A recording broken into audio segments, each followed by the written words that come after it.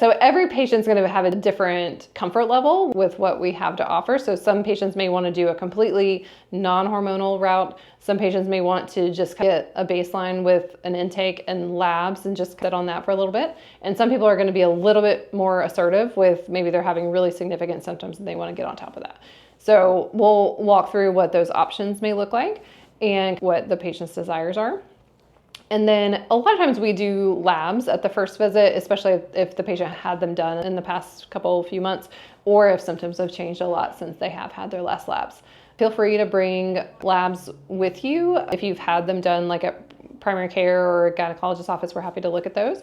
But if you haven't had recent labs done, then we do have lab in-house and we can draw those labs for you while you're here. And then generally those labs will take about a week and a half to come back, and then we'll communicate those results with you.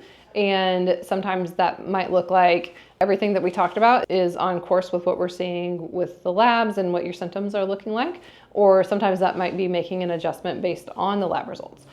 Then we'll have our patients schedule a follow-up. It depends on the needs of the patient, but generally 8 to 12 weeks later, just kind of depending on what the needs are. And then we'll reassess and reevaluate and sometimes do repeat labs at that time. It just is patient to patient. We do not do annual exams on our first visits.